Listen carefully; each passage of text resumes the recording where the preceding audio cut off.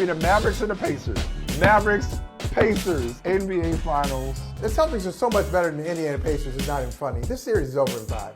They're the best team in basketball. They're going to win the championship. They're going to win the series in 5 games. That's the kind of year it's been. Cat Williams set it off.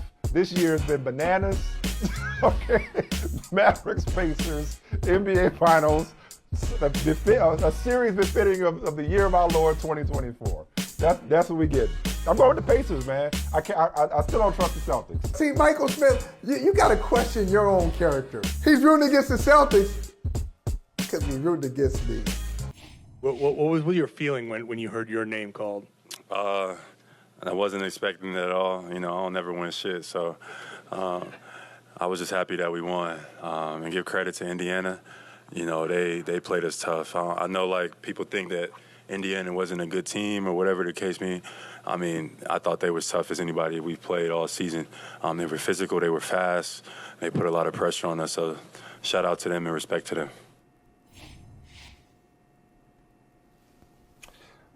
You know, I come to you for my Boston insight and information. For all things Boston, I don't want to limit you to Boston. I'm going to put you in that box. But for all things Boston sports especially, I come to you and I expect better from you.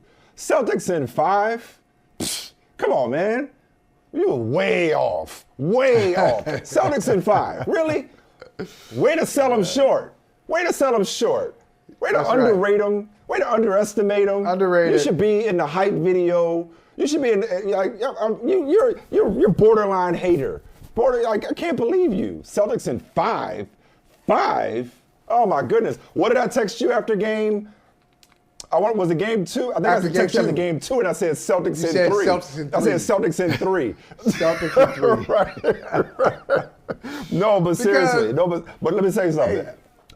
I'll just say this. I will say this and I'll pass it to you because honestly, I should just shut the up. I should just come here. It's like Eddie Murphy and the Golden Child. I should be punished. You know, like my dear sweet brother Nimsy. Like I don't deserve to speak on Holley and Smith today. I should just be quiet. But I am gonna say this. I was dead wrong about the Pacers winning the series, but I don't feel silly. Does that make sense? Exactly. It makes perfect sense. I don't feel wrong. I was wrong, but I don't feel silly. Okay, good. Take it away. No, really, because let's keep this thing going because it's almost like, you know, the Pacers were in this situation for most of the game where they're playing their game. They're playing their game, and it's almost as if people said to them, hey, don't worry about where you are. Don't worry about the stage. Don't worry about the opponent. Believe in your ability. Just play the game. And they did that. And then they got to the moment, those final two minutes. It's like somebody, you know what? It's like somebody who's afraid of heights. They're like, listen, ain't no big deal. You just do what you normally do. And at the last minute, they look down like, damn, that's far.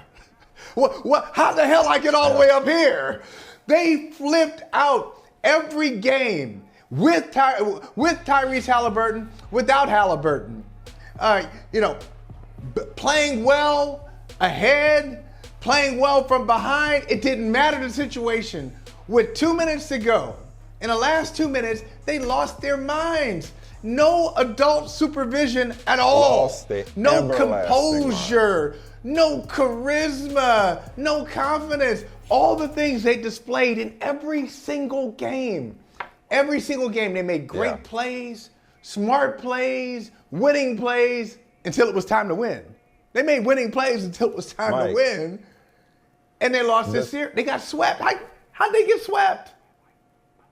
Mike, we should be sitting here right now. Okay, good. All right, good. I thought I was going to have to get it from you, but I appreciate you being reasonable because we all watched the same 4 games.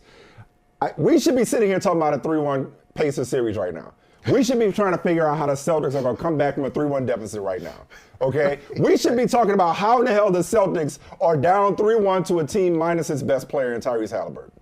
Instead, here's what I do feel silly about. The reasons I picked the Pacers, it's almost as if the Pacers said, hold my beer because we're going to do the things that you think the Celtics are going to do in these circumstances. We are going to collapse, and we are going to make boneheaded mistakes in crunch time, and we are going to get out-coached. What did I keep hammering going into this series? Like, coaching, edge to Rick Carlisle, with the exception of a play that they got from Madden, with the exception of the 4 wide receiver play, which was awesome at the end of game 3. Great play. Great play.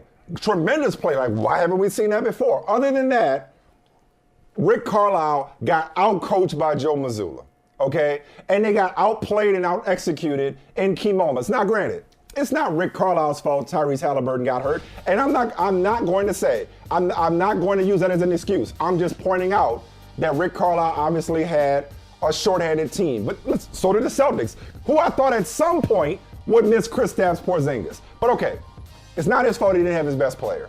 And there were some mental meltdowns that the coach cannot control. I mentioned Madden. This is not a video game. He is not in control of some of these turnovers, some of these unforced errors that his players were making. Having said all that, and maybe out-coach might be a bit of a stretch, having said all that, the edge that I expected to see from a coaching standpoint was not present, or maybe it's what you said all along, that the Celtics were just so much better, and we should just tip our caps to the Pacers for making this the most interesting, entertaining, and the closest sweep that I can remember. Ever. Maybe that's all this was. With the Celtics, they made it, the Pacers made it fun, but at the end of the day, one of the greatest teams in NBA history from a regular season standpoint, offensively speaking, as were the Pacers, but one of the top teams in this season at both ends of the floor in terms of offensive and defensive efficiency. In a 48-minute game, or as the case may be, a 53-minute game, eventually the better team won. But I'll be damned if the Pacers didn't have games 1, 3, and 4 right there for the taking. They had a 90% or greater win probability. I don't even know how you calculate win probability, Michael, but it was 90%, which is pretty good last I checked. In 3 games. In 3 games. Are you kidding? You know how you calculate? I cannot believe we're sitting here talking about a sweep. This is how you calculate and translate win probability. Y'all should have had that one. That's how it is. Oh, y'all, y'all should have had that one. That's how you calculate it. And it wasn't a sweep, Mike. But way back in the day, I remember this way back in the day, growing up in Akron, Ohio, rooting for the Cavaliers at the time, who weren't very good. So the Cavaliers, they were coached by young George Karl. They had World B with the crazy jump shot, messed up my jumper for like 10 years. World B free, Roy Henson, Denner Bell, Mel Turpin, John Bagley. Anyway, they played the Celtics, and they played them, and it was a best-of-5 series, and it was Celtics won it 3-1, and I think the series, the actual total points were tied. It was one of those. The Cavaliers won their one game by 7 points, and I think the total series, from a team that was going to the NBA Finals, the Celtics, to a team that barely scraped its way into the playoffs, the Cavaliers, it just sometimes works out that way. And I think that's what happened here in this tonight. Not that Indiana is as bad as those Cavaliers were, but it really was a mismatch between these teams. It was a great matchup, and Indiana played well. But I'm going to take issue with something you said. Rick Carlisle was not out-coached by Joe Mazzulla. That's Rick probably Carlisle. There was no advantage. There was no advantage. No, Rick Carlisle stood in a vacuum and just was like, he got caught. I don't know, the vapors or something, like something took over his mind. Joe Mazzulla had nothing to do with it. Right. Joe Mazzulla was standing there he saying, had nothing to do with it. Yeah, sure. I can't believe this dude. Yes. Game one. How about game one? I'm gonna just let you. I'm gonna let you just go ahead and mess up yourself. I ain't got to do nothing. You got it. Game absolutely. one. You're right. That's the better way of putting it. I should have called a timeout. This was no. Call a timeout. This was no back and forth chess. There was no chess match being played. There was just one coach lost his damn mind, just like the rest of the team did. Yes, that's the better way of putting it. And he knows it. Yes. And he knows it. What do you always say? You always say, hit dogs holler, right? Hit dogs holler. Okay. Yeah. You see his little performance after game 3. So I don't know if he does hit. I don't know what the reporter is. Maybe there's probably a little history with the reporter. But after they lose game 3, at the Madden play, as you call it, and good performance, good effort from the Pacers, and they had a shot. Aaron Nesmith really got open for a nice shot. Reporter says to him, "Hey Rick, in the last 2 minutes," he starts asking this question. You were up by 8. Oh, You know what? I just saw it. I saw everything. Yeah, everything. I said. So next question. He was mad. He's mad. Right. Why? Right. Because he knows it wasn't just the young team making mistakes. He was making. It's a championship coach. He made a lot of mistakes too. But we keep focusing on Indiana. Down the stretch, Jaylen Brown still has to make that corner three in game 1. In game 2, Right. somebody's got to I'm score saying. 40. He gave him 40 in game 2. That's what I Jrue felt Holiday. silly about. Boston, and you tried to tell me, Boston did the things that their reputation, probably an outdated, expired, and at this point, undeserved reputation at this point, suggested that they would not do, which was that they made the plays necessary down the stretch in critical situations in order to win these games. You're absolutely right. They weren't all unforced. All those errors weren't unforced. Okay, that was defensive pressure from the Celtics in many respects. That was incredible shot making from the Celtics in many respects. I'm not in any way trying to say that this was all Indiana handing it to Boston. Boston had to take it too. Boston had to be ready, willing, and able to take it and take advantage of the Pacers' shortcomings. And there is greatness in that. There's greatness in that. There's champion, like every championship team is not just going to run roughshod over everybody and blow everybody out game in and game out as if it is the regular season. You're going to have to win games like this. And the Celtics did it. Now, I'm not taking anything away from Boston. I take issue with the way Indiana performed, but at the same time, I'm not taking anything away from Boston. Well, I take issue with the way Indiana performed down the stretch. And shouldn't that be expected? If you take Halliburton out of it, although let's leave Halliburton in this conversation, because I'm about to say, like you said earlier, they were losing their minds with or without Halliburton. Yeah, I was gonna say I'm not even gonna use that as an excuse. And we all say, hey, they have an experienced point guard. Like, yeah, they have a great point guard. I think he is a great young point guard, but he is a great young point guard. And so it's not like he's been in that situation where he knows, hey, exactly, what the team should do or what he should be doing. Now, it seems like common sense, but these guys, when they get into these playoff games, Eastern Conference Finals, it's the first time he's been in the conference finals. It's the first time Neesmith's been in the conference finals. Nembhard, all these guys, they haven't been here before. So they performed like guys who hadn't been here before, whereas the Celtics have had lots of memes about them, lots of jokes about them, how they've been to the conference finals, how they live in the conference finals, but they're never able to get over the hump. Right. So they know, all right, we've experienced it. We've given away games in the last 2 minutes, so we can certainly take it from somebody who doesn't have the experience that we do. And I think that's really, that was the difference. Crazy. That was the difference. It's just crazy. That's big. But it's just crazy how, well, no, it is. It's just crazy how those moments, the old phrase, the pressure bust pipes, like those moments brought out the best and worst in the Celtics and Pacers respectively. Because it's like, I can't sit here and say, hey, hats off to the Pacers for going toe-to-toe with the best team in the NBA from the regular season, a historically great team, the number one seed going away, going toe-to-toe with them, even after losing Tyrese Halliburton. I can't give them, credit when that same squad, of the other guys, they had them right where they wanted them. They still should have won 3 of those 4 games, even without their best player. So I can't say, hey, they gave it their best. They should have won one. We're nah, man, they should have won one. Which one should they? Should have won game 1. 3 and 4, no? Not should have 3 and 4, no? No, could have won games 3 and 4. Should have won last night? No, I wouldn't say that. Should have won game 3? What? Should have? Game 1. I mean, from a Pacers perspective, listen, yes. I'm telling you. Okay, there was less time remaining The moment of truth was much shorter in game one. I'll give you that. But the I'm just telling you. Look, there's a lot of different ways to choke. Give me that 97%. And they found 3 unique ways to choke. Give me that 97% win probability. Okay, I will take this situation. Forget about the Indiana Pacers. Who couldn't even make my high school basketball team. Okay, I will take this one. Give me the ball, up by 3, with 10 seconds left, and all I have to do is get the ball in. If I can get the ball in, I'll be all right. So, but this goes back to Carlisle. No, before I even throw the ball in, that was the worst of the 3, for sure. That was the worst, right? Timeout.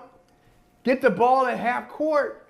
So now you're not even fighting. You're not even in the situation to throw the ball away where Jaylen Brown is getting that position in the corner. If a coach calls timeout, which Carlisle should have done, now you move the ball up and it's even easier to throw. Now you can work with more of the court. You can throw the ball in.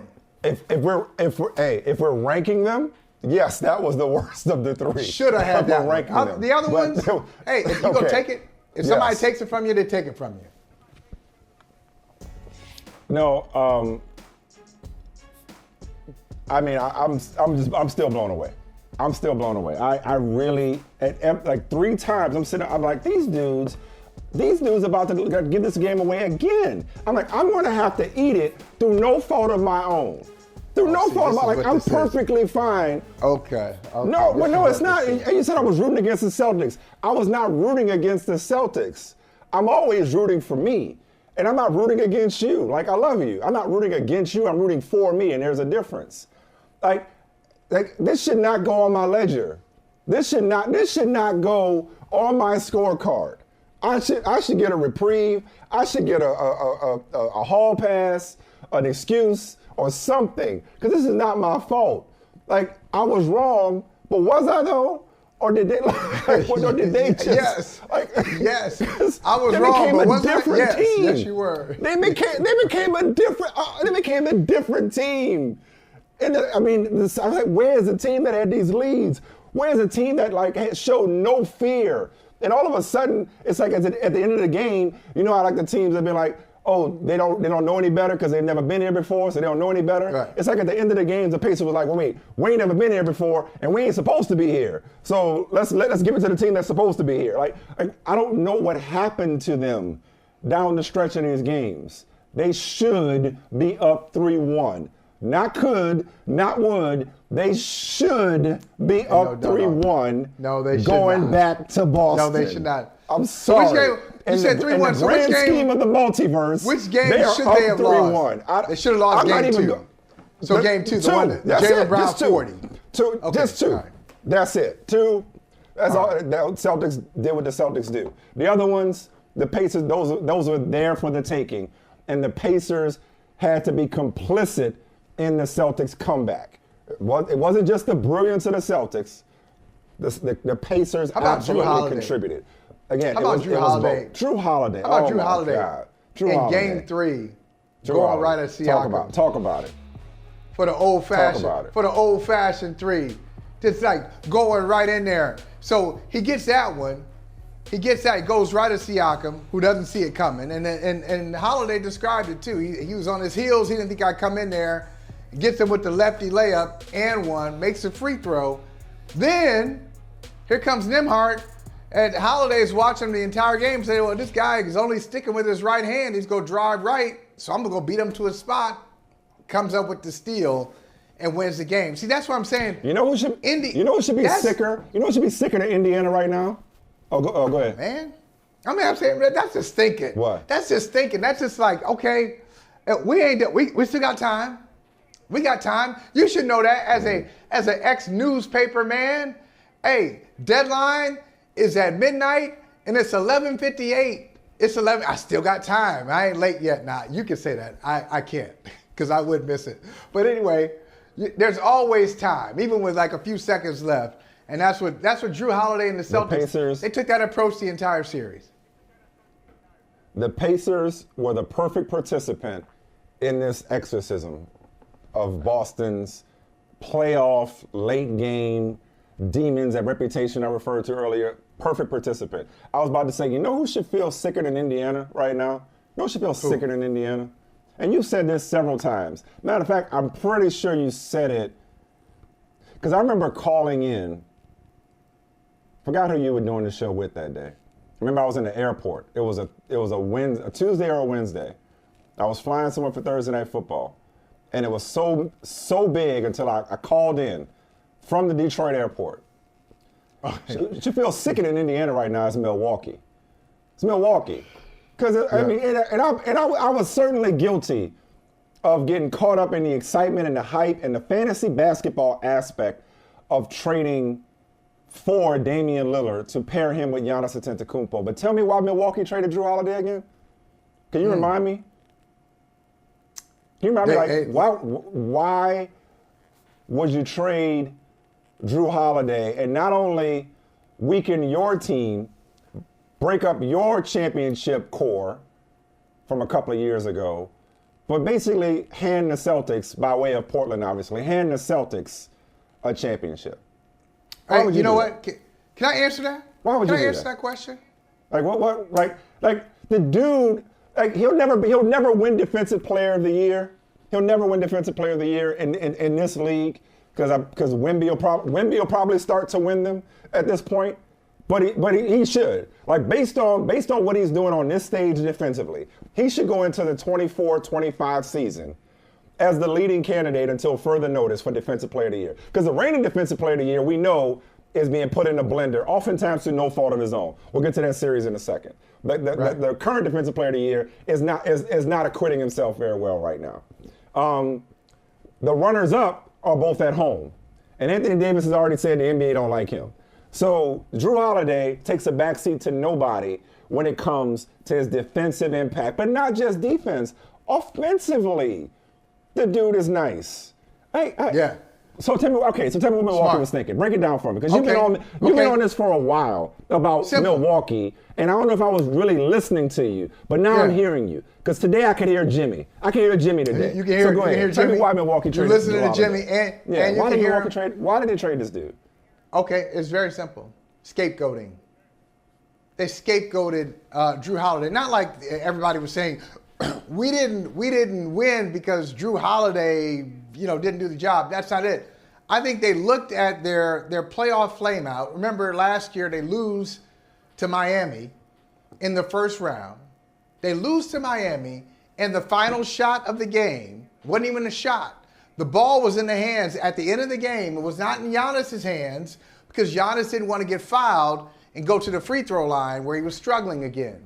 The ball at the end of a 4-1 defeat to the Miami Heat, the ball was in the hands of Grayson Allen with Milwaukee's season on the line. And so, and last year when Jimmy Butler was going off against the Bucks, it was not Defensive Player of the Year Giannis. Hey, watch out. I got him.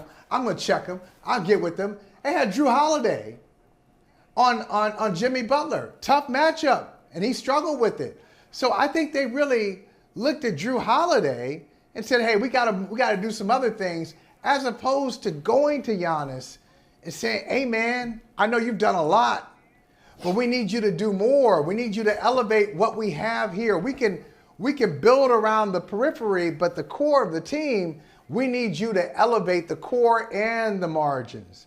And so they got rid of a really good player. It was stupid. They trade Jrue Holiday to Portland. Portland turns around, flips him to Boston, and the rest really is history. He has been a perfect member of the Celtics. Oftentimes, the fourth or fifth option on offense. Fourth or fifth option. He's everything they've missed. Until they need him to score. With all due respect to former Defensive Player of the Year Marcus Smart, he's everything that they've needed. He's everything. I mean, you talked about this the other day about how different this iteration of the Boston Celtics is compared to previous years. It's almost like a combination. I'm not even going to include Porzingis because he's hurt right now and they've still won 7 straight. But it's like a combination of Derek White's evolution into a star and everything that Jrue Holiday brings to the table at both ends. Because, man, he just makes you work. There are no days off when you're going against Jrue Holiday. There are no possessions off when you're going against Jrue Holiday at either end of the court. It's as if both those players provided everything and filled every hole and every gap and every chink in the armor of the Boston Celtics over the last several years in the postseason. Those two players in particular, White, the player that he's become, and the player that they acquired in Jrue Holiday. I'm telling you, I know Coach Smith. You still coaching? You still got? Is that? No, I had to take a sabbatical this AAU season, a little sabbatical. But okay. I mean, you know, but I know always a coach at heart. Coach Smith, tell your young players to watch Derek White. Just watch Derek White. Yesterday, we'll talk about Jaylen Brown, sure, and Jayson Tatum, and those guys are going to get all the headlines and all the attention. Derek White yesterday had a tough shooting night, but he made the three from the corner, the winning basket when it mattered. My man had 5 steals in that game. He had 5 steals and 3 blocked shots and excellent defense. I mean, it was just like if you're teaching young players that there's more to basketball than just scoring, the guys that we just talked about, Derek White and Jrue Holiday, watch those dudes. Watch those dudes play, and then you not only will you be inspired, but you'll understand the game more. You'll see like how deep and how nuanced this game can be just by watching these guys do their thing. Yeah. Did you hear Breen and Reddick yesterday talking about how, once upon a time, because they showed the stat where the Celtics had like 8 guys make 100 threes this year, which I think is the second year in a row, if I'm not mistaken, they've done that. But they were talking about how it used to be only a couple of guys per team that were those 3-point threats, and now everybody could shoot it. And on Boston, like they always have shooters on the floor. Remember, like, how you have a whole team of 3-and-D guys? And 3-and-D used to be like a role player tag. Yeah, you know what I mean? Like that used to be like a thing. It's like, oh, he's just a 3-and-D guy. Like the league is 3-and-D, and the Celtics' entire roster is 3-and-D guys. The whole roster, all of them will lock you down at one end and kill you from 3 at the other end. All of them. It's just like it's really like this is a master class in roster construction. It really is. Yeah. Oh, roster construction and just like look, I always say it'll make you if you want to get old in a hurry. If you want to get old in a hurry, you'll stick to like the music you used to listen to, and then say about the music now. Oh, these kids. I don't know what they're doing. I don't know what this is. It don't make no sense. That's me now. That happened to me overnight. I swear it happened to me overnight. I went from listening to Shade 45 and Hip Hop Nation to just like I'm strictly old. I went all the way back to the old school. I'm like, you know what? I ain't got it no more. I don't even understand. That's me. Let me put on talking about me right now. Thank you. Let me put on the Isley Brothers. But the same. I don't feel attacked. I feel seen. But listen, right. Same thing happened in basketball, because you can't like a lot of the old school basketball observers and fans be like, oh these boys wouldn't do nothing against Magic. Magic didn't play like this. Michael didn't play like this. Larry didn't play like this.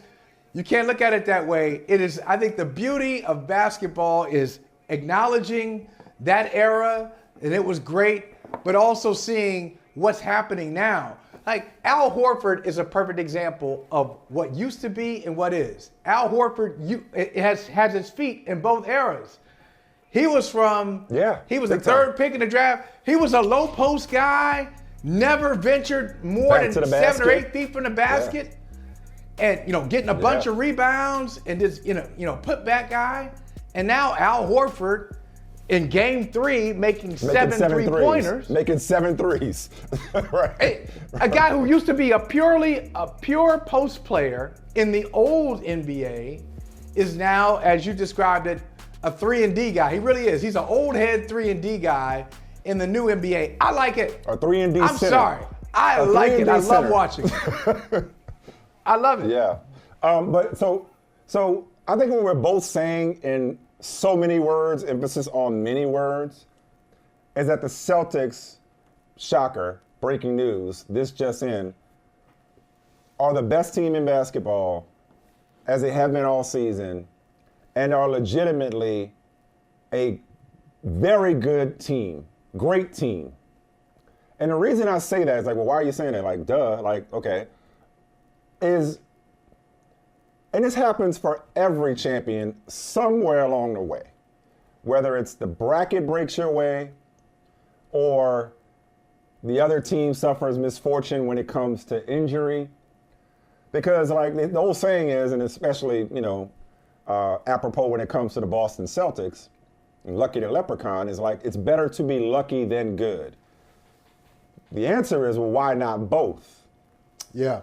Right. I think the Celtics are both in that respect, but I would say lucky also has a negative connotation. Lucky comes from a place of like, you don't deserve it.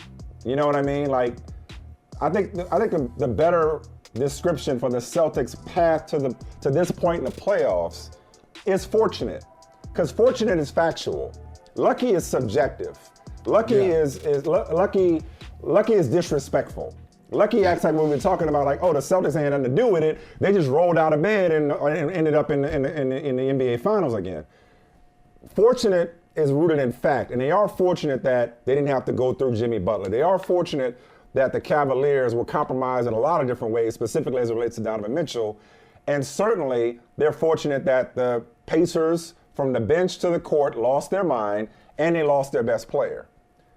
Again, I think those things, we can point out those facts without denigrating or disrespecting or, denying what the Celtics have done and who they are in their own right. I think they'd still be in this place and in this position without those breaks going their way. I mean, again, they don't have Kristaps Porzingis, not their best player, but a key player, and they still won 7 straight. I thought that would catch up to them at some point. I haven't even missed Kristaps Porzingis.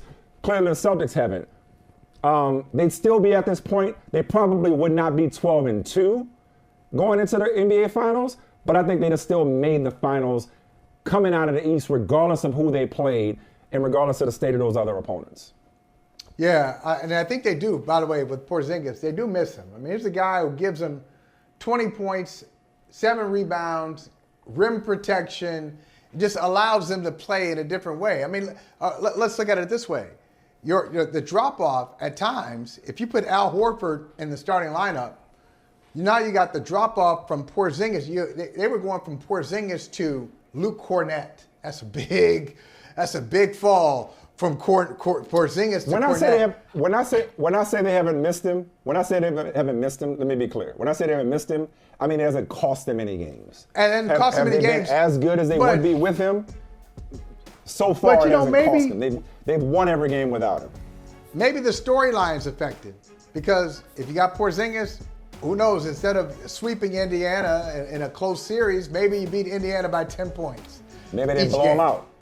Yeah, and just like, okay, they did the Indiana what we expected. So, but I would say this, Mike, and I was thinking about this the other day with, the path, the path to the finals. And this is, as you said, it's a very fortunate path that the Celtics have had. But if you want to go old school again, so way back in the day, the Lakers, one of the great Laker teams, the '87 Lakers, they missed the finals the year before. Ralph Sampson and Olajuwon got to the finals, and they lost to the Celtics. That was in '86. Next year, the Lakers, I didn't realize this, played 2 teams on their way to the championship, including one in the Western Conference Finals.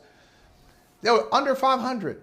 They played a Seattle Supersonics team that was 39-43 in the Western Conference Finals. Nobody remembers that. Nobody remembers that. Nobody remembers. And that's my point. My point is, right. They don't remember the path. They remember if you did the job or not. The only time in the NBA only awards asterisk with bubbles, and I won't, but a lot of people do. Oh, that's a bubble championship. Some people or do, lockouts. Right. The NBA doesn't. Some people do. Right. Bubbles, or lockouts. Bubbles and lockouts. Fans remember those. No, 3 things. You missed one. You missed one. And this is not me. I know I'm wearing the shirt today. What's the other one? Bubbles, lockouts, and Jordan retirements. those are the three. Oh, that's right. My God. I'm sorry. Yeah. Elijah wasn't losing to nobody in those couple of years. But go ahead. Because folks will tell you, Jordan fans will tell you, oh, you know, he would have won Mike won 6. He would have won 8 but straight. He would have won 8. He would have won 8. You would have won 8. Go win 8. And you can't disprove it. Like, it's like, okay, well, maybe. Oh, yeah, he's going to win 8. He's going to win 8 straight. Okay. But if they win the championship, nobody's going to care. And if they don't, well, we'll be having the same conversations that we've been having the last several years. The Celtics are good enough to get there, but not good enough to get over the top. Which takes me right where I wanted to go. So, you said I'm rooting against the Celtics because I'm rooting against you. Both false. I'm not rooting against the Celtics. I root for stories. You know that. I root for stories. I don't root against anybody. I root for stories.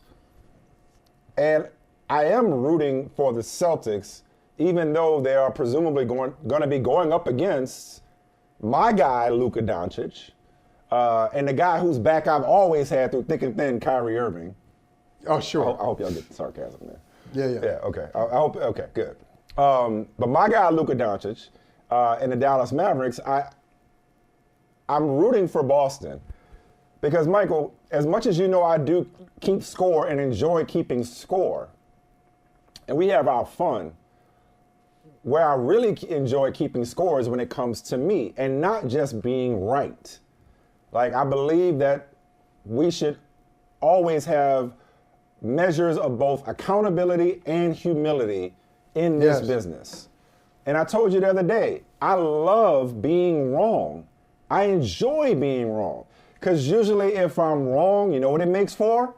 A great story. So I talked about, and you called me on it last week, like falling into the trap of assigning, the same shortcomings we've seen in previous postseasons to these Celtics. And I talked about how I feel silly. I was wrong about the Pacers series, but I don't feel silly. But I do regret the reason I'm wrong, which was like late game execution and coaching was not on the Pacers side. I think it was last year. At some point, I remember sitting on this here program in the last 4 years with you and saying that the Jays, it just ain't for them. It's just like maybe they could do it apart, maybe they could do it individually, but just together, it ain't gonna happen. Like break up. I was one of those people talking about break up the Jays in Boston. That was me. And watching the player what I did not allow for, and I got to start taking my own advice because I said this in defense of certain players is that we often say what a player isn't and don't account for the fact that maybe he or she just hasn't as opposed to won't. Ooh. We just haven't given it time, right? Yeah, right. But it's like I was saying what they could never do, and what I did not account for is Jaylen Brown's. Well, not just Jaylen Brown's, both of them, Jayson and Jaylen, but specifically Jaylen Brown's. Just the fact that I ain't with him shooting in the gym. You know, is it okay to still quote Drake? It is, yeah. In this context, okay. Thank you. I'm not with him shooting in the gym, and the fact that he's improved. I did not account for how he would continue to improve, how he and Jayson Tatum as a tandem would continue to improve, and how the Celtics would continue to build around these two. I remember saying they've gone as far as the two of them together can take them. And I'm happy to be wrong. Because Jayson Brown, put them together. Damn, wow, they'd be awesome. Jaylen Brown is certainly somebody, right. Jaylen Brown is certainly somebody that's easy to root for a lot of reasons, as you know. Yeah, and both of these guys are, I think Tatum is more. Tatum is more of like it's like a quiet energy. It's like a quiet intensity. It's the best way. You gotta. We did something on Brother from Another last week on TikTok. Check us out on TikTok, and it was more like, who would I like to see courtside? Like the top 4 players I like to see courtside. And Tatum was number 4 on the list for me. That said, you got to see him up close. Really? When you see him in person, you understand some of the technical stuff that he's doing, some of the technical mastery, and you can see the intensity that's not always obvious when he's on TV. I mean, he's so into the game, but he makes it look smooth. Whereas Jaylen Brown is much more demonstrative. You don't question if he's into the game. They both are into it.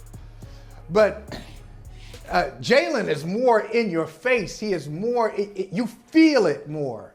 And so, but both of these guys are into it. Both of them are craftsmen. And they are, it pains them. It pains them to fall short. So I can see it every year. Jaylen Brown has gotten better and better. When he first came into the league, he just wanted to dunk on everybody. His rookie year, he'd go in and just try to dunk on everybody. Sometimes he'd get them, sometimes he wouldn't. But then he developed a jumper. Like last year, everybody teased him. And there was a thing going around on X and any platform. Jaylen Brown's left hand. It was like a whole 2.5-minute montage of Jaylen Brown losing the ball as he dribbled to his left. And now we look at him. He's corrected that. So he really has been in the lab. He really has been working on his game. I'm just happy to see it for both of these guys because they've had to endure a lot of commentary. You love to see it. A lot of commentary, a lot of doubt. Let's be careful, too. Well, let's be careful, too. The job's not done, as the players like to say. Not done. As the professionals like to say. Job's not done. That's right. Not done. Like this is not the Celtics winning an NBA championship show here. Like they've been here before. The franchise, recent memory, they've been here before, just a couple of years ago. So they could still lose to the eventual Western Conference champion, and the conversation may be different. But the commentary, the root of the commentary, the source of the commentary, at least for me, I don't think will be about how these two can't coexist, how they're duplicative, how they're redundant, how they need to break them up, how they've gone as far as they can. It won't be about their shortcomings. It will be more about what, presumably, the Dallas Mavericks do and how they execute in the finals and how they outplay them in the finals. Hold on. I think we can at least put some of the stuff to bed when it comes to Boston, even though they were fortunate, which is not a slight. But you do take an issue with something I said. No, I don't take issue with it. I'm just intrigued. I'm intrigued by something. I'm intrigued. Now last year, I just want to point out, last year, Celtics down to the Miami Heat, zip 3. They come back and force a game 7. Now you just said the Celtics will face the Mavericks. Do you think you see any scenario where not even the Wolves could win it? Could the Wolves force a game 6? Can they get to a game 6? Can they live beyond tonight? Do you see that happening, or do you think, man, you've already declared who you are. I'm going to believe you. You've shown me who you are. I believe you. See you later. You die tonight in Texas. I'll tell you in a moment. Oh. After these commercial messages. After a word from our sponsors. After the sponsor? No, you're like, oh, if you really want to do old school. I'll tell you this. After this message from Marlboro, that's old school. We had those cigarette commercials. After this from Virginia Slims, cool.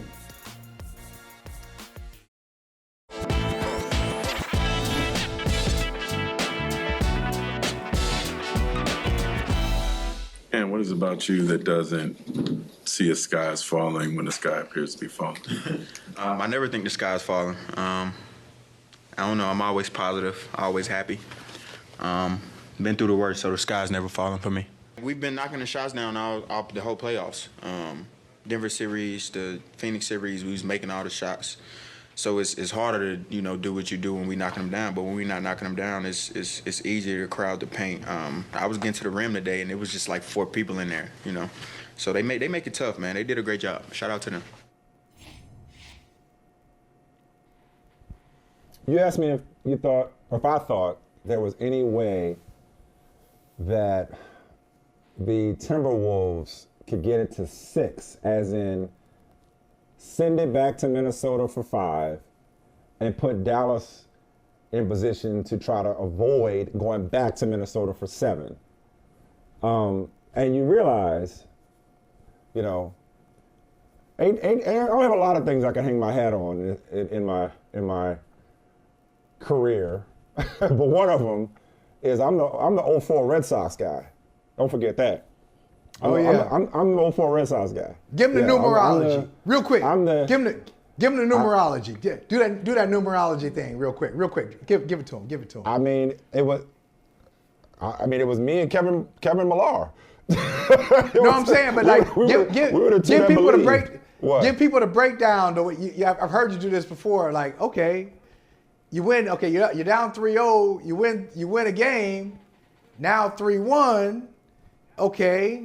And now, okay, let's say you win another game. What it really comes down to, I don't remember exactly how I said it before, but what it really comes down to in all of these situations, which is why it's like, I know what the stats say, I know what history says about 3-0 or even 3-1 deficits, as it were, but it's like, last year, you referenced it. Celtics forced the Game 7.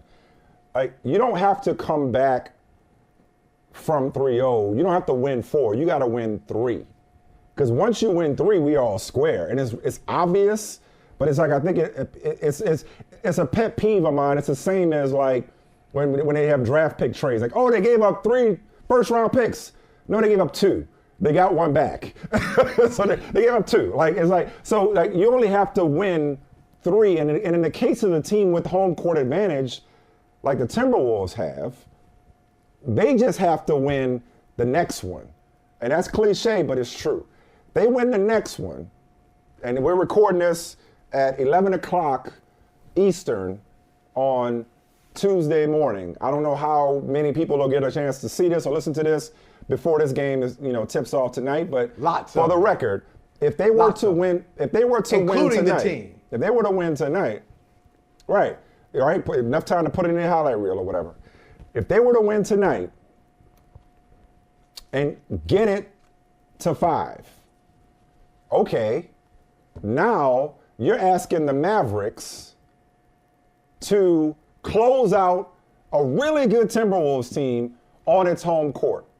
I know Cat can't hit the broadside of a barn. I know he can't, hit the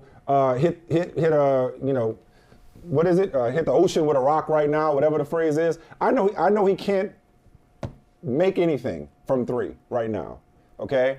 We've talked about, I referenced it earlier, how much Rudy Gobert is struggling defensively and frankly not really being put in position to succeed either. Being asked to do things that he shouldn't be asked to do. But having said all that, Minnesota's still a good team. Dallas hasn't walked all over. They haven't dog-walked the Timberwolves.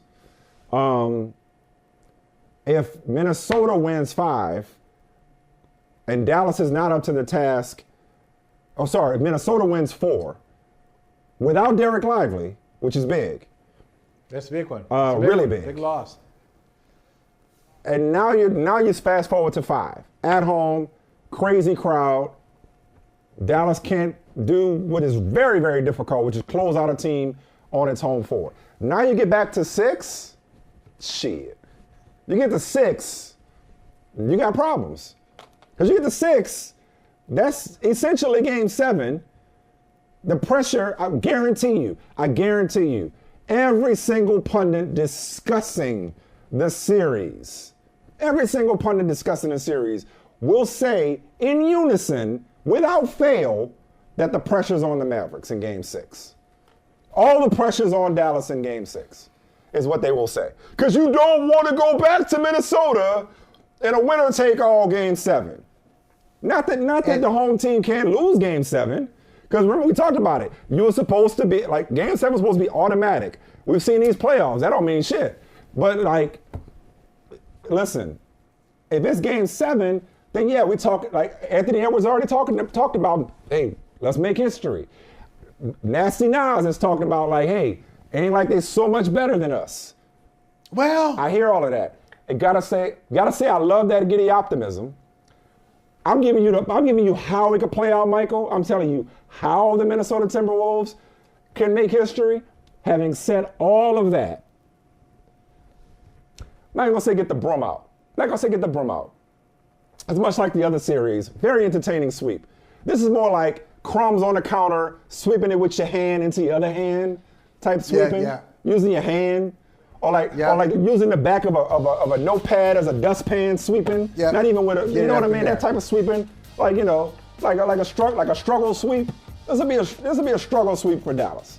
They'll close it out because I think the urgency will be there from the opening tip for the Mavericks. Close out Kyrie, and the Dallas Mavericks will not let Minnesota be in position to get any kind of hope, any kind of confidence that they can start to take with them in order to extend this series and get it to a Game 7 in Minnesota. It'll be a sweep. An entertaining sweep, but a sweep. Okay, all right. With all respect, I know that was a lot there. But that's. I was gonna say, with all respect to Nas, it's not like the Mavericks have put the Timberwolves in the ether. Okay, they haven't done that. However, there are a couple of things that they have not resolved here. Let's start with, you already mentioned not Anthony Edwards. We're going to get to him in a second. You already mentioned Karl Anthony Towns. I think Cat says after Game 3, hey, I just got to laugh. I put up 1,500 shots. And, you know, I'm shooting well. I put the work in. I've been shooting well throughout the postseason, and now this happens. I don't even know what to say. So there's that. There's Anthony Edwards, who, you know, we may have crowned him. You want to talk about the job not being done? We've crowned him prematurely. No, there's a process and a protocol. Don't you follow the royals? Wait, you don't just get to the throne.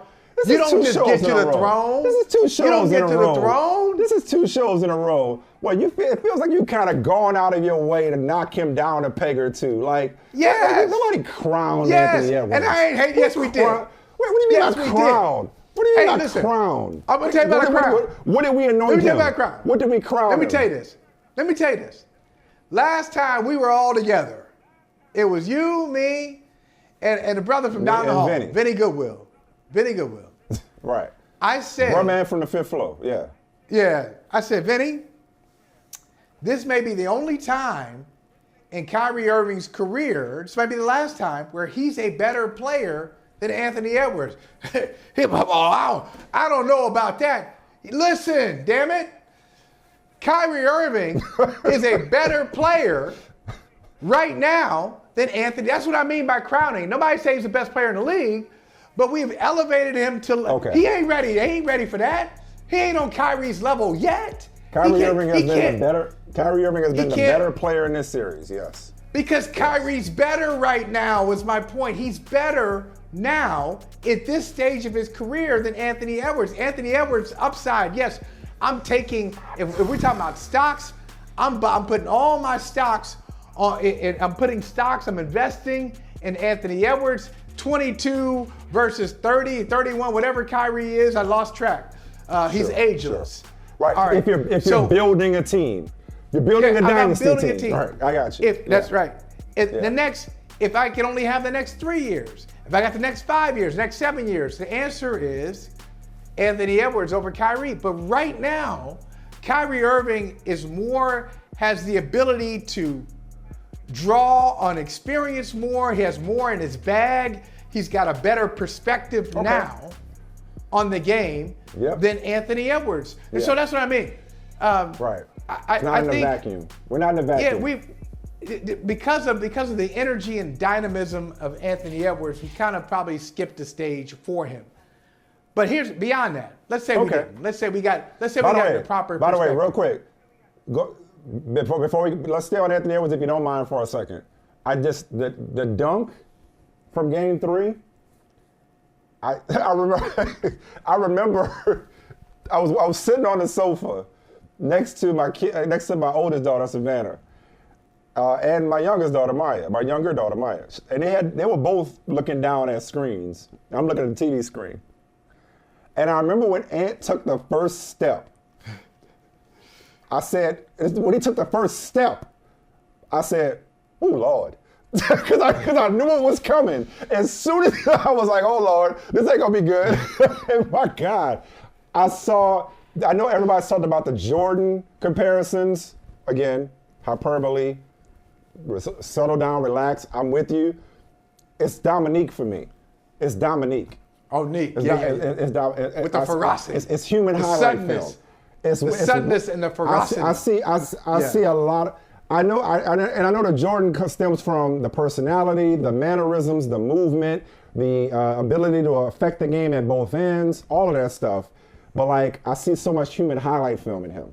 I just wanted to get that take off real quick. I was like, he's Dominique. Probably more than he's Jordan, he's Dominique. But go ahead.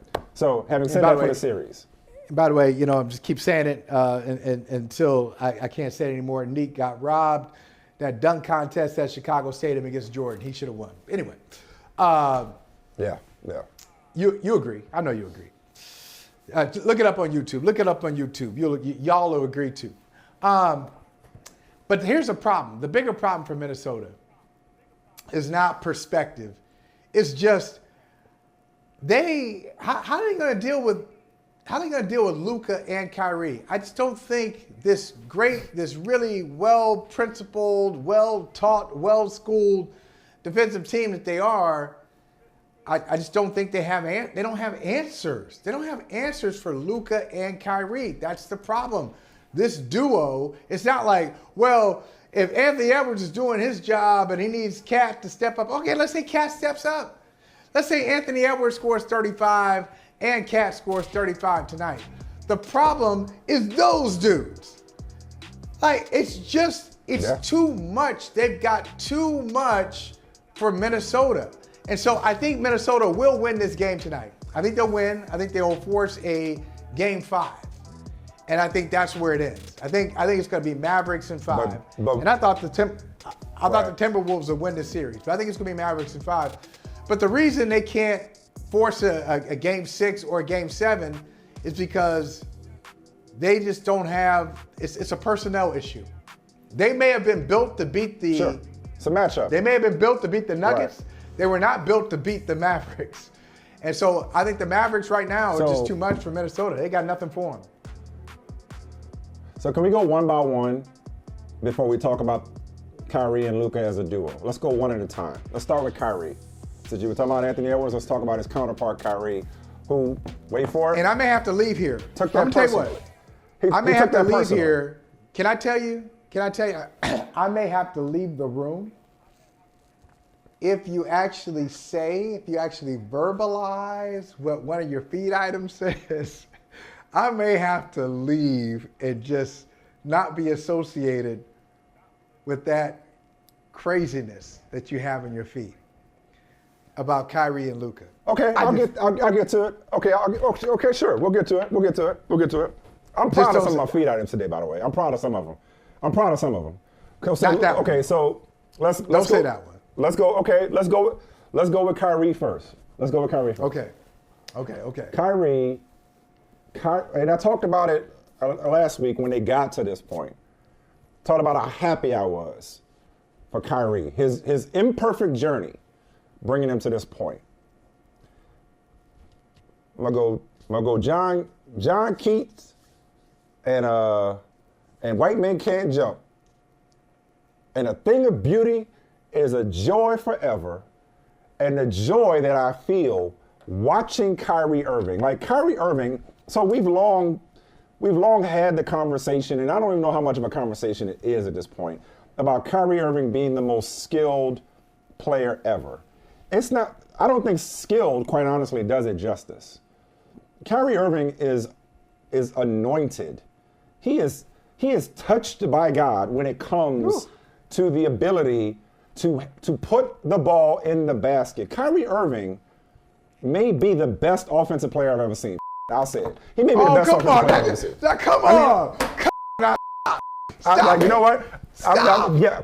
Like bro, this what I mean. Can I just explain it? Let's explain it. I know it sounds ridiculous. I'm wearing a Michael Jordan t-shirt. I know I am. Okay? I know it's I know. This is my time to how say stupid, how ridiculous. Oh Lord. You took your glasses off. Lord. You took your glasses. Wait, I haven't seen you without your glasses, and the only person that sees you without your glasses is Oni. He took his glasses off. I barely know what you look like without your glasses. Oh, my God. I know. I'm just. What the hell? I'm saying, Michael. Okay. Don't listen. Let me try to make sense of that statement. Okay, go ahead. And I don't know how much of a, but here's another thing. I don't know how much of a difference there is, quite honestly. Wait a second. Is it that much of a difference and that much of a leap from most skilled to best offensive player? I don't know. Well, maybe most skilled. Maybe most skilled is an exaggeration too. Maybe that's also hyperbole. Most skilled. Maybe we've gone too far with that thing. When I watch him, okay, okay, well, all right, well, let me continue to go too far. I get this sense of appreciation, of joy. I feel like I'm staring. And I'm not a museum goer. I don't know jack shit about art. But I feel like I'm staring at art when I'm watching Kyrie Irving score the basketball. Which I love that phrase, score the basketball, as opposed to what? Score the ball. Yeah, most redundant phrase ever. Block the ball. Right. Score the ball. Score what? Like, you're not going to score another item, right? There's only one thing you can score. It's a basketball. Score the ball. Watching him score. Like he has the deepest bag. Ball handling. He can get any shot, anytime, anywhere, against anybody. You know, I think it's because of the package, and I'm not even talking about the personality part. I think it's the fact that he's a smaller guard, whereas traditionally this has been a bigger man's game. Sounds familiar. What, like Isaiah Thomas? Small guard, can get a shot like anywhere against anybody. Who are you talking champion. Allen Iverson? Who are you talking about? How about Steph? No, Steph. Okay, so sure. Yeah. Sure. Okay. Same thing. Steph. Okay, so same Steph. Stuff. And you were talking about the joy with him before too. I've seen you. Steph's different. Steph is different, and not worse. He's different. It's just different. Steph is a magician in his own right. Steph is a wizard in his own right. But it's just one of those things that honestly, I would struggle to put it into words, so I'm not going to try. It's just you know it when you see it. And again, that's not a slight to Steph Curry. Greatest shooter of all time, and I hate limiting him to shooter. No, it's not a slight to Steph Curry. He's an exceptional, one of the best. It's a slight to about 55 people who have played the game of basketball. Mike, Kyrie, the shit Kyrie does, first of all, he's as great a shooter as anybody. He's as great, I don't give a how many threes he's made in the season. I don't give a where he is on the all-time list. He is a 50-40-90 dude, a legit 50-40-90 dude, okay? He can shoot it from three. We know he got the mid-range game. Nobody finishes better around the rim. Now you can say, okay, other people are dunking, but like the entire package. Oh, Jordan? You talking about the guy I got on my shirt? What happened to you? No, what happened to you? What happened to you? Dude, I'm sorry, bruh. I'm sorry, not sorry. The dude is different. His bag is deeper than anybody's. When it comes to putting the ball in the basket, Savant sells him short. The dude is as gifted as anybody that has ever handled the basketball and been tasked with scoring the basketball.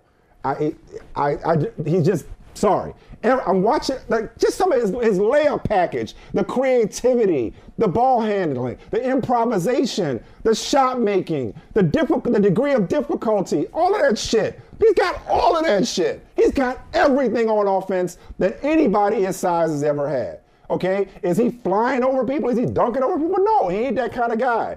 But offensively, I guarantee you, rest in peace because somebody else who belongs in this conversation. Rest in peace. May his soul forever rest in peace. I guarantee you, Kobe Bryant is looking down with pride on Kyrie Irving. Because Kyrie Irving, from a skill set standpoint, from an ability standpoint, he's got a little bit of everybody to him. He's got some, like when you see like footwork, he got Jordan's footwork and Kobe's creativity, and he's got Isaiah Thomas's like toughness and Allen Iverson's will. He's got all these different, like when it comes to scoring and handling the basketball. I'm sorry, offensively, there's better passers. And passing is part of offense. There are better passers, but creators.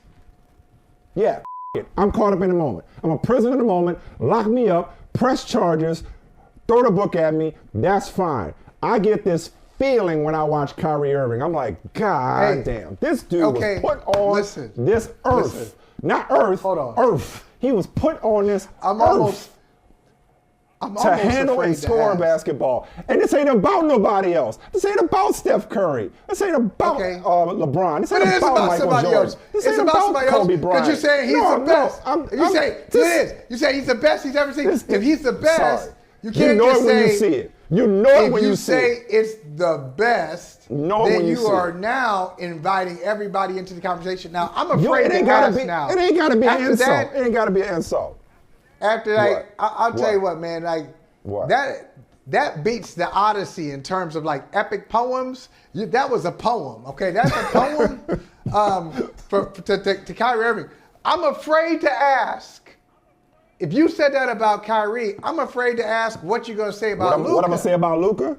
I mean, Luka was a first-team All-NBA guy. He was the guy pretty much averaging triple-double. No, Luka. No, Luka, I'm going to come at you. No, I'm going to keep it simple for Luka. I'm going to come at you. Okay. I'm going to come at you. All right, bring it on. We started this postseason. We started with this postseason with you and that cackle and making jokes about he can't beat the Clippers. Oh, he can't beat the Clippers. Remember that? And I told you then, don't disrespect Luka. Right. Don't disrespect Luka. Luka got everything you want. He just ain't got the hard way yet. He ain't got the hard way yet. He ain't got the MVP yet. He ain't got the championship yet. He may get the Finals MVP. We'll see. Which I know you believe is more prestigious than league MVP. Anyway. I love it. I love it. It's your great. brand. It's the ultimate. Luka speaks for himself. Like Luka's accomplishments, Luka's numbers, Luka's performances. Even though his team, hasn't consistently gone deep into the playoffs, Western Conference Finals a couple of years ago, but I'm actually going to stop talking and I'm going to try to figure out from you, what were you thinking when you disparaged Doncic? And what do you think now? I didn't disparage him. What do you feel? I probably did. You've been disparaging him. You've been disparaging him. I did. We told this story before. The opening of this show, there's a shot of us sitting in the middle of COVID in, what part of Massachusetts were we in? Lowell, Mass. Lowell, Massachusetts. Yes. And I guarantee you we were debating Luka Doncic. You have been, just like you're doing Anthony Edwards right now, you have been on a mission to tone down the Luka hype for years. Luka is your new James Harden. You got this, except undeservedly so. You got it out for Luka. So what were you thinking when you acted as though Luka was somehow some kind of choker, that he was somehow didn't come up big in the playoffs? I didn't say he was a choker. Perhaps I didn't say he was a choker. Series losses. In so many words you did. I think you know what you didn't say. What you got to say now? I'll be quiet. What you got to say now? I'm going to tell you. This is what I have to say now. Let me just defend myself. James Harden is like a circus player. I didn't enjoy, in his prime, I did not enjoy watching James Harden play. So that was that. Yeah, James Harden is 101. Just like a lot of just like gimmicky stuff. He's a gimmicky player. Not my thing. I enjoy watching Luka play. I enjoy it. Now, my point to you about Luka then, in the bubble, when he made a shot against the Clippers to win a game, and everybody was going crazy over a shot in the first round, it's like, can we win a series first? Of course, they lost that series to the Clippers, and then they lost another series to the Clippers. So I was just having a good time with that one. And really, the Michael Smith hype train is what I'm trying to slow down. It ain't got nothing to do with Anthony Edwards or Luka. Oh, so you're rooting against me. Yes. So you're because the rooting Michael against Smith me. hype train gives you things like Kyrie Irving is the best offensive player in the history of basketball, a league that's been around since 1946, and you say Kyrie Irving is the best offensive player. You've covered them all. Yes, I have. That's why I take issue with it. I've covered them all. Bob Cousy, I know George he got a sky Mikan, hook. He doesn't have a sky hook. He doesn't have a sky hook. He doesn't have a dream shake. Bro, I mean, he can't be 7 feet tall. I know there have been a lot of great players. Like, Michael, maybe, listen, I'm a wordsmith, but maybe I'm not expressing myself properly.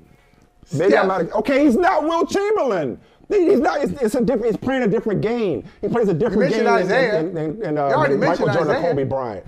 Right. Isaiah did. Okay. There's Isaiah Iverson.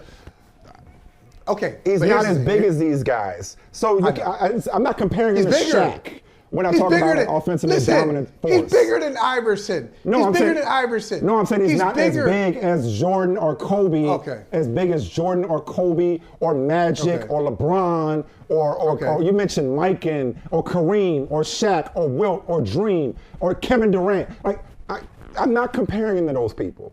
I'm saying when it comes to his sheer ability, I've never seen anything like it.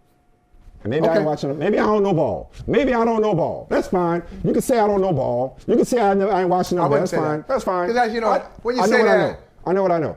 When you say that, when you say that to somebody, or you just don't know the sport, that's just your admission that you got nothing else, that you lost the argument. That's no. I'm sure there are plenty of people who feel. There are plenty of people. No, you're right. But there are plenty of people who probably feel like, Mike, you're ridiculous, more so than usual. Okay, that's fine.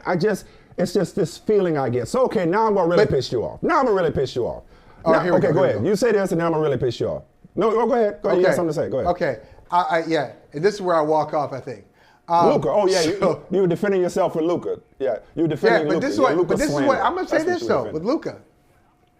I didn't give him credit for this. You said you underestimated the Celtics. Somehow you underestimated the Celtics throughout the season.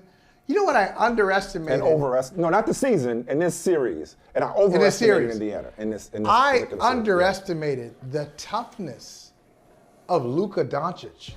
Unbelievable. Like, we all know it. Everybody knows it. He has said it to you. He ain't trying to hide it. He's not trying to brag about it either. My man's playing hurt. He's playing hurt. He's not 100%. He has not been 100% in these playoffs. And in fact, there were times in the Clippers series that they won, finally got over the nemesis, the Clippers. In the Clippers series, he said, I feel bad. I feel like I'm letting, I know, I can't help it. He said, I feel bad. Why you got such a wild hair up your ass about the Clippers? Like, he said, I'm letting Kyrie down. I feel like I'm letting him down with my shot. His shot was off. So he is playing with a bum knee. At times, it's really a struggle for him. He's laboring out there. And still, being at 75%, his 75% is still top 15 in the NBA. He's amazing. I'm amazed, and no exaggeration, no shade, no sarcasm. I'm amazed by his ability to be skilled, even when he, night-to-night basis, doesn't feel like he's at 100%. It's incredible. It's incredible to watch. It's inspiring too. Straight up. It was incredible to watch you. By the way, great shout out in these playoffs. Shout out Maxwell. I like that. Shout out Maxwell. I told you I was proud of a few. You've been listening to that. Few items. I was proud of a few. You've been listening to that. I was proud of a few. Dude, it's almost been 30 years. We're coming up on 30 years since Urban Hang Suite. Okay. So go ahead. So here we go. So going back to this joy. Going back to this joy that I feel watching Kyrie Irving in particular. So Stan Van Gundy said during the game, he said that they were the most talented backcourt. Kyrie Irving, Luka Doncic, most talented backcourt in NBA history. Great fodder. Great fodder. Great low-hanging fruit. Just an alley-oop. Just a Luka Doncic to Derek Lively alley-oop for all of us talking heads. Most talented backcourt in NBA history. And we can unpack that. We can discuss that. We can debate that if you like. We can. Okay. I'm just going to tell you what I feel and what I thought to myself as I watched these two maestros, these two savants, these two artists at work throughout this series. I feel like I'm listening to Miles and Train. I feel like I'm listening to two of the most brilliant performers. Dude, no, you laughing. That's a spot on analogy. Like, I'm hurt. These I'm aghast. two I'm appalled. are so in concert. Are you incensed? It incenses me. They're so in concert right now. To watch them play off each other. And then when they go into solo mode, it's just elevating each other. Like, I feel like I'm just in awe. Like, when I listen to Miles and Train, I'm just like, wow. This is brilliance personified. When I watch these two play basketball, yes, I'm laying it on thick. I don't give a Yeah, you like, are. You are. This is what I'm feeling. This is what I'm feeling. Listen. I'm like, these two are so individually brilliant. And this is why the conversation about most talented backcourt, which is two different things, by the way. There's nuance there. Best, most talented. Stan Van said most talented. Okay. But I'll get to that in a second. But the brilliance lies in their individual. This is like Holley and Michael Smith coming together. What genius thought to put these two together? Like these two, it's like these two together. And to think at one point there was skepticism about whether or not they could coexist. Last year. Like Kyrie Irving was coming off a failed experiment. Yes, coming off a failed experiment coexisting with Kyrie and James Harden, which failed for different reasons. These two, like, this is two of America's most wanted. This is like they didn't, oh shit, they didn't up now. They done got two of America's most wanted in the same other place in the same time. Like this is Outkast. This is UGK. This is Miles and Train. This is it's not Miles and Train. People at the peak of their powers. Performing art for us. Performing art. Basketball as art. I sound like Kyrie right now. I can't even talk to you anymore. If Kyrie heard this right now, he'd be like, dude, what are you talking about? Like, Kyrie is like, okay, you're going too far. Like, no, seriously, this is art. This is art. Not just entertainment. This is theater. This is art. I feel like I'm listening to Miles and Train. That's what I'm listening to right now. Go ahead. Tell me why I'm wrong. I just want to tell you this. When John Coltrane. By the way, when I put this in the feed, I'm like, oh, I'm gonna really get on his nerves with this one. See, this is just trolling. This is trolling. This is a fastball down the middle. This is it's not trolling. So it's a fastball down the middle. Y'all need to know. Like I get middle names. I get middle names in the house. Our three children. I got the middle names. My wife got the first names. So my firstborn, his middle name is Coltrane. This is one of my favorite artists ever. And so Michael Smith, when I tell you, when John Coltrane, when he made that brilliant piece, A Love Supreme, which he dedicated to God, thank you, God, for giving me the ability to make this music and to make people happy through music. He came up with The Love Supreme. One thing that he was not thinking about, I have this confirmed on good authority. One thing he was not thinking about was, can I get by the Clippers? Can I get by the Clippers?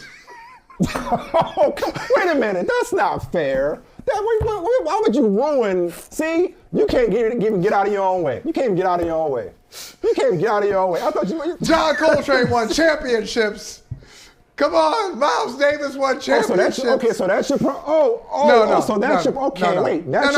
it's not. I'm not doing that.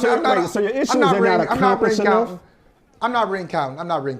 But I'm just saying that's high praise. Okay. Because look, you can't get at like Miles and Train, you can't give that to Kyrie and Luka. Like, you got to work your way up. You at the top of the mountain. Where else can we go? That's why I said we can't go any higher than that. We can't go any higher. Mike, I'm not saying that Luka Doncic is to basketball what John Coltrane is to specifically the saxophone or jazz music. Or that Kyrie Irving, even though I said he's the best offensive player I've ever seen, like, I'm not saying he is to basketball what Miles Davis is to American popular music, jazz, and the trumpet. I'm not saying they're the best without having won together first and foremost, but Luka hasn't won anything. Kyrie is going for ring number 2. I'm not saying they're the best players ever. I'm not saying they're the 2 best players ever. You could argue that John Coltrane and Miles Davis are the 2 greatest jazz musicians of all time, okay? I'm not saying that these are the 2 greatest players of all time that have joined forces. What I'm saying is that they make such beautiful music on their own and together. And I appreciate watching their creativity on display so much until I'm in awe and I feel like I'm listening to, I'm watching artists paint or play masterpieces in real time together. Like, oh, your turn. Oh, my turn. You know, it feels like they're just taking turns performing solos. That's what it feels like when I watch these 2 play together. That's why they're so dynamic. That's why the conversation about whether or not they're the most talented backcourt in NBA history is a legitimate one, despite them having never won together, because you will not often find 2 players who are both that good and both that similar insofar as they both can create for themselves and others. They're both closers. Fair. They're Fair both point. alphas. Typically, one person has to take a back seat to the other one. Typically, best backcourt is top 2. Michael Jordan and X, Magic Johnson and X, Kobe Bryant and X, okay? But if you want to go, you know, Earl the Pearl and Walt Frazier, you want to go old school, you want to go back that far, okay? You want to go Cousy and Jones, okay? You want to go that far back, okay? I ain't old enough to have watched them, but I'm just paying homage to the people who have come before. So to remove all recency bias. Okay, I'm not just going my lifetime. I'm going stuff I've never seen before, or I've heard about, but I know enough about to appreciate what they accomplished. And of course, Steph and Clay. Okay, you have to talk about the Splash Brothers, but the Splash Brothers, like one guy, like they were different. This isn't a slight, but Clay is not the creator that Steph is, obviously. Okay. Clay is clearly the sidekick to Steph, a great sidekick. Okay, Clay may be the second best shooter of all time. Just so happened he plays with the best shooter of all time. When you want to talk about pure skill when it comes to shooting, sorry Ray Allen, Clay might be right there behind Steph. So, but they're different. Both of these dudes can kill you in the same way. And they can take turns killing you. They can take turns running the show and creating for their teammates. That's why it's a legitimate statement to make that they're the most talented, because I struggle to remember 2 guys like this. Usually they complement each other, or supplement rather. They supplement each other.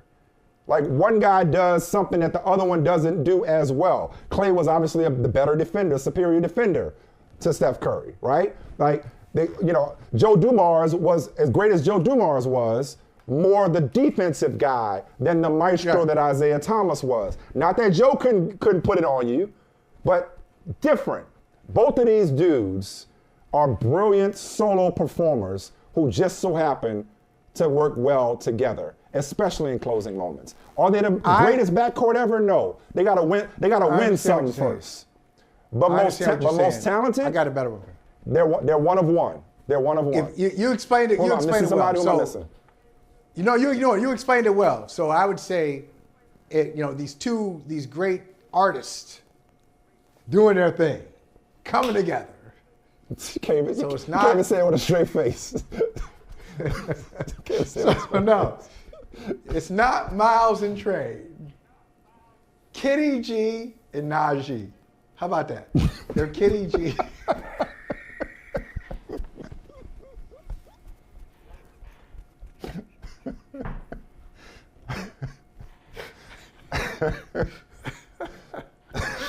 That's it. Say it's elevator music, dog? You said they play elevator music? Kitty. Hey, man. Kitty G, Shopping mall Songbird. music? Don't hate. Don't hate on Kitty G. Some good stuff, man. Come on. Nah, that's fine. That's fine. Hey, man. Well, that's fine. Hey, man. Giving it to you straight, no chaser. What can I tell you? Giving it to you straight, no I chaser. like it. There it is. Listen, I fired him. I'm getting caught up. It's all good. I'm sorry. And Kyrie has been this dude. I don't know. Maybe I'm just in an appreciative state of mind right now. I'm just appreciating things more in this stage of my life more than ever.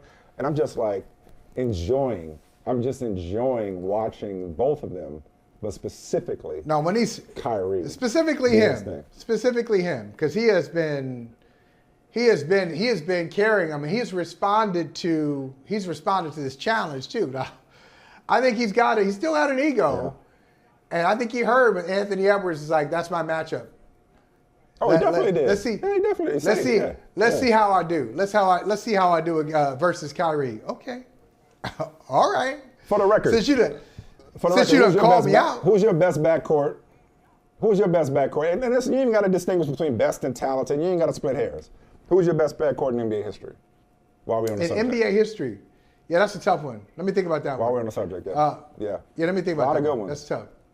Yeah, a lot of good ones. You can go Mike and Ron Harper, or No, Kobe. it ain't Mike and Ron. Like when in doubt, just pick Mike, Kobe, or Magic.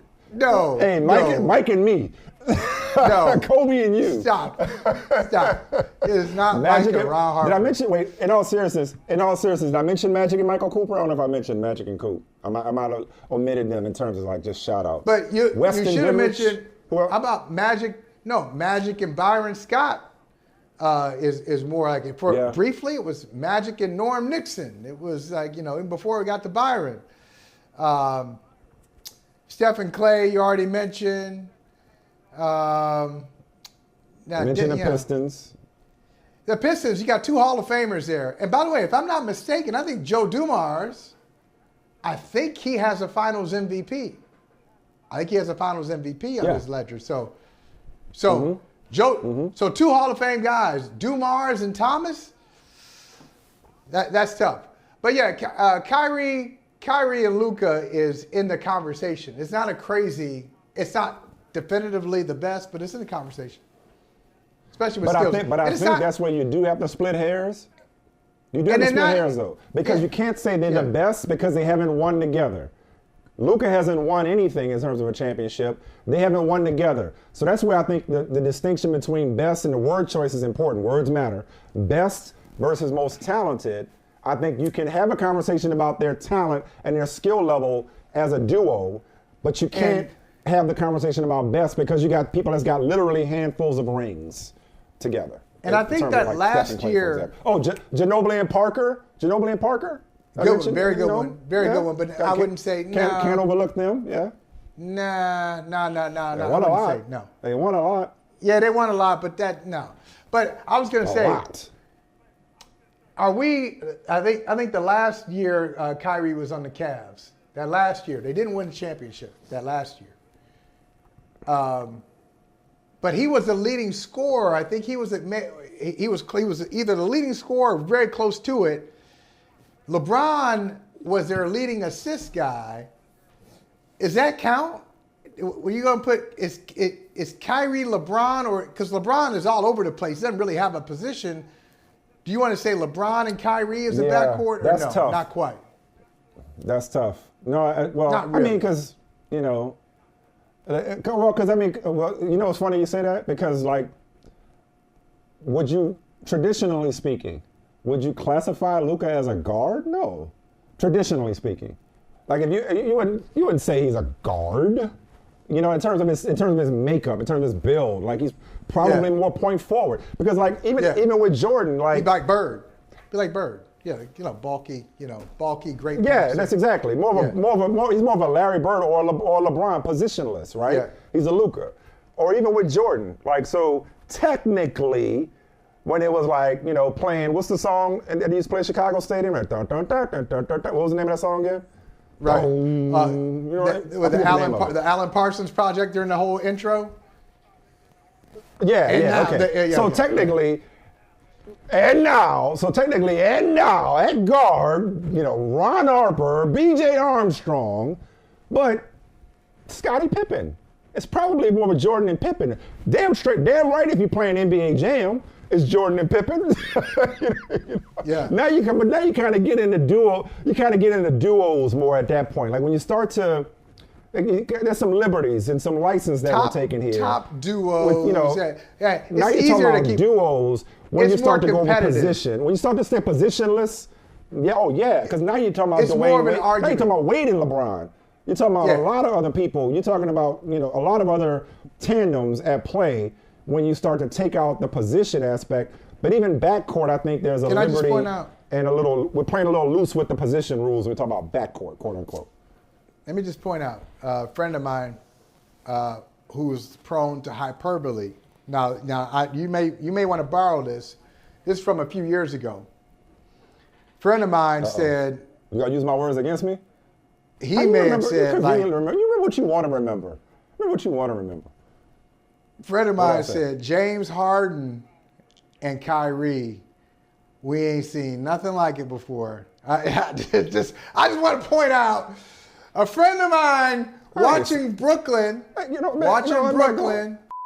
didn't say that. I didn't say that. I didn't say we ain't seen nothing like it. You loved we that. ain't seen it. You were in on Brooklyn. We barely saw it. We ain't seen it. Oh, I definitely was in on Brooklyn. Oh, no, I was in on Brooklyn. You were in. But I was in on Brooklyn more than they were. They barely played together. I know I ain't saying it because they barely played together. No, because they had a cup of coffee. Because you were hanging out. They didn't even finish a cup of coffee. You were hanging out. See, that's when you got the analogy from the first time. You were hanging out at the Blue Note. Bring the bullshit. Blue Note, Jazz at Lincoln Center. You were all about it. You were all about Kyrie and James Harden. The NBA has no answer for it. It's the greatest offensive collection ever. Kyrie and Durant and Harden. Oh, what you gonna do? This is great. And now you're on Miles and Train. Hey, do me a favor. Keep Train's name out your mouth. Keep Train's name out your damn mouth. Okay, never again. I knew that was gonna get under your skin. I was not surprised that you scoffed at that comparison. All right. So we'll see. Look, we'll see if that series goes any farther. When we come back, though, I do want to get your thoughts on the Celtics suffered, not just the Celtics, the NBA family suffered a huge loss. Yeah. Gotta show some love to the one and only Bill Walton when we come back.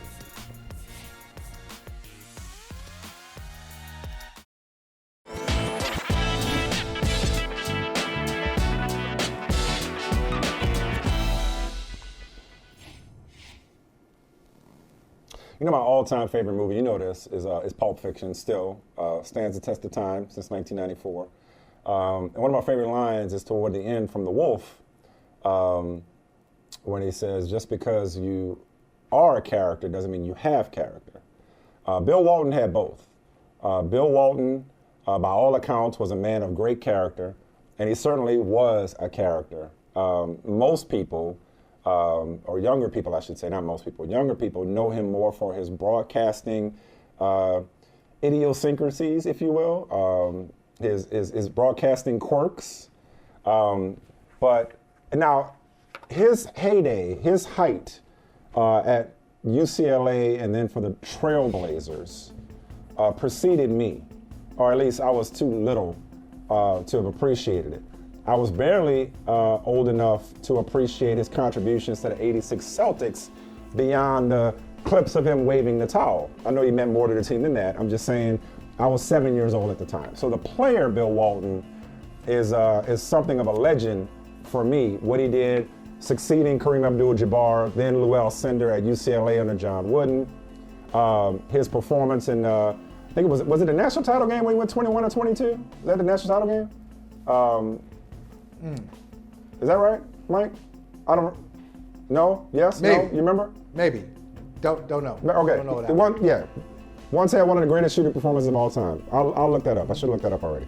I beg your pardon. Anyway, his accolades, his many accolades as a player, the MVP in Portland when they won the championship, the franchise's only championship. I also, when Nikola Jokic was first coming to prominence, and before him, Arvydas Sabonis, when we talked about them being the best passing big men, the predecessor that they were often compared to was Bill Walton, in terms of his passing acumen for a big man. And I fondly remember our former colleague at the Boston Globe, Bob Ryan, talk about hills to die on. Bob Ryan famously used to say that if he had one game to win and the fate of humanity rested on winning that game, his first pick was Bill Walton. Bill Walton. He was picking Bill Walton. He said it all the time. All the time. Yep. All the time. Like that was his guy. So passed away at 71 after a battle with cancer. Rest in peace. But the player was brilliant. The person was one of a kind. And the country loved this man. Like, people loved Bill Walton. And that is certainly a life well lived when you leave, it's nothing but love. There's nothing but love for Bill Walton.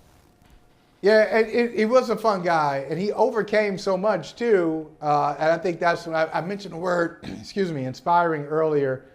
He was an inspiring person. If you knew his story, growing up in California, he was a stutterer growing up. And so, like, the irony of a guy who really struggled and really worked at being able to communicate his thoughts, and it was something that it embarrassed him initially, but he got it under control. So to have a stutterer who becomes one of America's most beloved broadcasters is a great story. That's awesome. And also overcoming a lot of the injuries that he did. Now, you talk about your favorite movie. Yes. One of my favorite sports books ever is by the late, great David Halberstam. It's called The Breaks of the Game. And Halberstam was following the Portland Trail Blazers, Bill Walton's Portland Trail Blazers, and Dr. Jack Ramsey, the year after they won the championship. And part of the breaks was that they won a championship in 1977. 1978, they were off to a great start. Bill Walton gets injured, and the Trail Blazers were never the same. Walton goes off to the Clippers, the San Diego Clippers, and eventually winds up in Boston. Yeah, winds up in Boston. He's one of the biggest what-ifs in NBA history, right? Bill Walton, like, what could he have been minus the injuries? If he had been healthy. He'd been healthy. You know, he had foot problems, just off and on, like just always trying to overcome injuries. But when he got to the Celtics, that was one of his rare healthy years. I think he played all 82 games that year. He was Sixth Man of the Year and contributed to one of the best teams in NBA history. But everybody who has had a conversation with Bill Walton, I'm fortunate enough to say I've been a part of those conversations. You never forget it. You never forget it.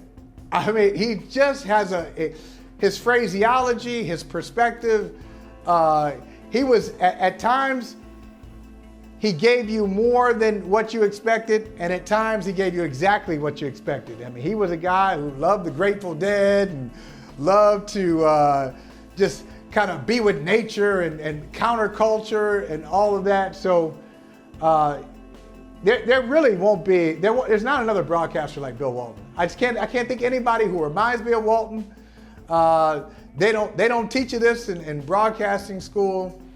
So I'm just glad we got a chance to, we all got a chance to listen to him. We all got a chance to, if you didn't get a chance to watch him play, the highlights are out there. An incredible life, an incredible career. Yeah. And speaking, it's on top of my head, but yeah, I was right. I just want to make sure I didn't get, it was a 73 title game against Memphis, 21-22. It was a title game. Just wanted to make sure I didn't get that wrong. I only shared a screen with him once or twice. I don't remember, and I would remember something like this. I don't remember ever being in the presence of Bill Walton, but I have shared a screen with him, and that was memorable. So that was the best conversation that I could recall. And I don't know how much of a conversation it was with Bill, in a good way. In a good way. Like, you know, the old saying is you got 2 ears and 1 mouth for a reason, to listen twice as much as you talk. Bill was one of those dudes you wanted to listen to. Like, you'd rather listen to Bill than talk. Like, if you were doing more of the talking when you were around Bill Walton, then you were doing it wrong. You know, like, he was somebody you should shut up and just listen to him tell you stories, and listen to him pontificate and philosophize on all things life and culture. So, no, you know, definitely what you think of when you think of authenticity, when you think of living life to the fullest and each day like it was your last. I had no idea he was sick. I don't know how public it was that he was sick. The first thought I had, Mike, you know, is that 71 feels younger the older you get. Yeah, right. Like, 71 does not feel old. You know what I mean? That feels like, wow, he was only 71. 20 years ago, I'd have been like, oh, it's 71. Like, no, that's young in the grand scheme of things. But, you know, he made the years and the moments count. And he was an institution, man. He was an institution. Like, he was, and what I mean is he was just somebody that was such a part of our basketball experience beyond his playing days. There's a John Madden-ness to Bill Walton in many respects. Yeah. Oh, yeah. Had a brief but brilliant. That's a fair. But brilliant professional playing, or in Madden's case, coaching career. That's a good one. But was probably as famous and as influential to the sport and to the community around the sport. Quirky. Yes, too. right. You know, probably meant as much to the game after he had hung up his sneakers, or for Madden putting down the whistle, as he was, more so, as a broadcaster. So yeah, gone too soon, but definitely made his mark. Rest in peace to the great, one of a kind, one of one, Bill Walton. So, man, that one hit hard. That one hit hard. Yeah. All right, man. Well, appreciate you, man. I knew you'd have some thoughts and memories on him. I knew you guys had crossed paths in Boston, and yeah, definitely. I knew you had some unique perspective. And you know what? Last thing I'll say, he would have enjoyed your Miles and Coltrane analogy, because he was prone to like enjoy. He was, you know, he would have enjoyed. He would have, because he would go off on tangents. That's what I'm saying. He would go off on tangents during the broadcast. He'd talk about concerts and musicians during the broadcast for like 5-7 minutes. Like, yo, man, there's a game happening, and he would just go out and talk about it. So he would have had something on Miles, something on Coltrane, and he would have enjoyed it. And he probably would have agreed with you, even though that's something. That's some analogy there. I think I'm gonna go put on Kind of Blue. I gave you a lot today. Yeah. I'm gonna put on Kind of Blue. Yeah, I gave you a lot today. I gave you a lot between Kyrie as the GOAT offensive player, and I gave you a lot there. Yeah. Have fun with that. All right, man. Hey, I think I'll see you tomorrow. I'll talk to you later, bro. Talk to you tomorrow. Oh, we're doing it again tomorrow. Okay. Yeah, okay. We'll do it again tomorrow. You seem surprised. After the Mavericks. Yes. One day at a time. One day at a time. After the Mavericks take care of business against the Wolves. I'm telling you, if they let them back in. Don't let these young dudes back in. Well, you know they already cocky as it is. Don't let them back in. Tomorrow, don't let them go back home. We talk tomorrow. It's gonna be 3-1. It's gonna be 3-1 Mavericks.